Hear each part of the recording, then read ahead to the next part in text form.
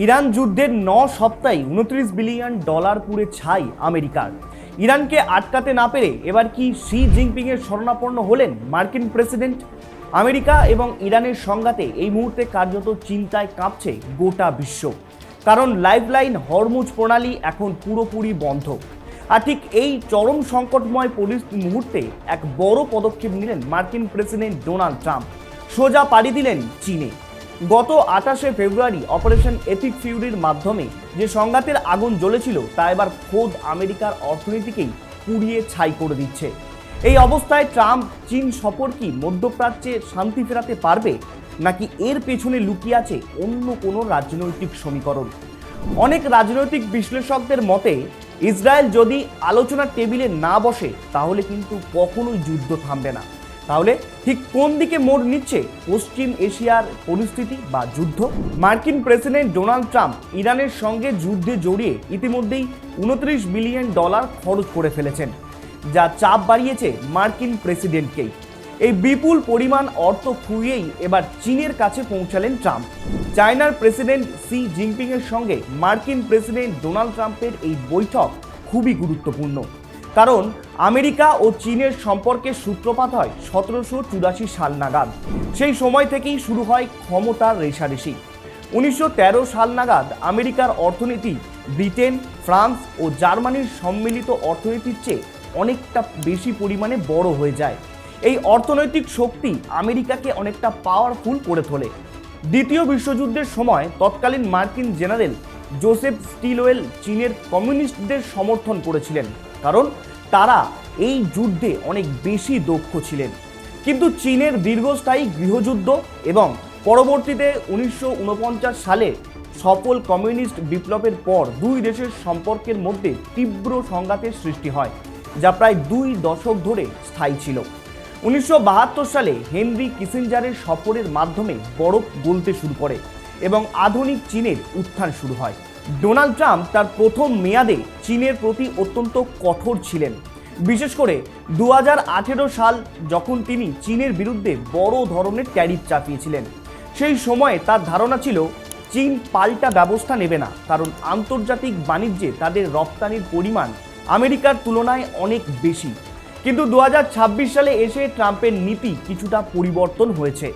এই পরিবর্তনের মূল কারণ হলো আমেরিকায় আসন্ন মিড টার্ম ইলেকশন এবং অভ্যন্তরীণ অর্থনৈতিক চাপ।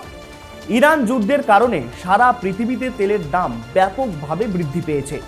আমেরিকার মানুষদের কাছে ইরান যুদ্ধের কারণ তুলে ধরতে ব্যর্থ হয়েছেন ডোনাল্ড ট্রাম্প, যার ফলে প্রেসিডেন্ট ট্রাম্পের জনসমর্থন বা অ্যাপ্রুভাল রেটিং বর্তমানে 34 থেকে 36% ঘরে এসে দাঁড়িয়েছে, যা বর্তমান মেয়াদের সবথেকে নিম্নতম। এই রাজনৈতিক চাপের মুখেই ট্রাম্প তার নীতিতে পরিবর্তন আনতে বাধ্য হয়েছেন। বেজিং শীর্ষ সম্মেলনে সবচেয়ে বেশি গুরুত্বপূর্ণ বিষয় হলো ইরান যুদ্ধ। 2026-এর 28শে ফেব্রুয়ারি শুরু হয়েছিল ইসরায়েল আমেরিকা ইরান যুদ্ধ।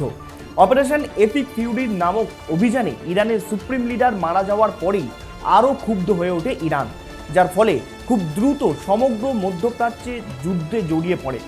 পেন্টাগনের তথ্য অনুযায়ী মাত্র 9 সপ্তাহের এই যুদ্ধে আমেরিকার সামরিক ব্যয় ইতিমধ্যে $29 বিলিয়ন পৌঁছেছে, যা প্রাথমিক $25 বিলিয়ন অনুমানের চেয়ে অনেক পরিমাণে বেশি।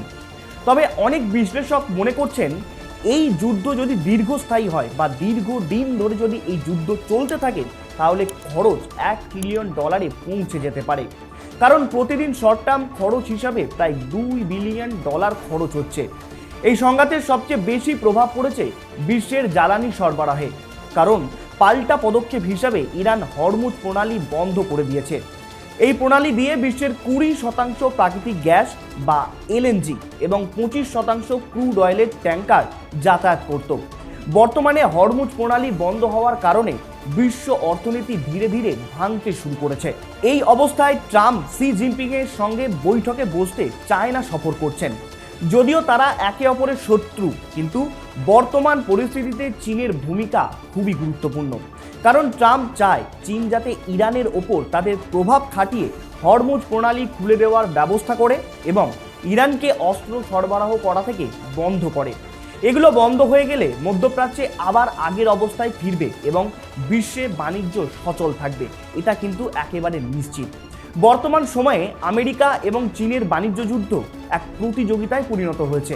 প্রেসিডেন্ট ট্রাম্প চীনের ওপর লিবারেশন ডে ট্যারিফ চাপিয়ে চীনের প্রধান রপ্তানি পণ্যগুলোর ওপর 34% শুল্ক আরোপ করেছিল। এই পদক্ষেপের জবাবে চীন তাদের রেয়ার আর্থ মিনারেলস খনিজগুলোর একচেটিয়া অধিকারকে অস্ত্র হিসাবে ব্যবহার করে এবং গ্যালিয়াম, জার্মেনিয়াম, অ্যান্টিমনি এবং গ্রাফাইটের মতো অত্যন্ত গুরুত্বপূর্ণ খনিজগুলোর ওপর রপ্তানি নিষেধাজ্ঞা আরোপ করে। ফলে আমেরিকাও চাপে পড়ে যায় এক্ষেত্রে, কারণ বর্তমানে আধুনিক ইলেকট্রনিক গাড়ি, সেমিকন্ডাক্টর তৈরির জন্য এই রেয়ার আর্থ মিনারেলস কিন্তু খুবই গুরুত্বপূর্ণ। এক্ষেত্রে ট্রাম্প আর জিনপিংয়ের এই বৈঠকে এই সমস্ত ব্যাপারেও আলোচনা হতে পারে, কারণ ট্রাম্প যখন চীনকে ইরানের সঙ্গে বাণিজ্য বন্ধ করতে বলবে, ঠিক তখনই চীনও পাল্টা তাদের ট্যারিফ তুলে নেওয়ার দাবি রাখতে পারে ট্রাম্পের সামনে। অর্থাৎ মধ্যপ্রাচ্যের পরিস্থিতি এখনও বেশ সংকটজনক অবস্থাতেই দাঁড়িয়ে রয়েছে। এখন দেখার বিষয়, ট্রাম্পের চায়না সফর মধ্যপ্রাচ্যের শান্তি ফেরাতে পারে কিনা। এ বিষয়ে আপনাদের মতামত কি? মতামত জানান কমেন্ট করে। এরকম বিস্তারিত আলোচনার ভিডিও পেতে এখনই সাবস্ক্রাইব করুন আমাদের চ্যানেল টক টিপ। ধন্যবাদ।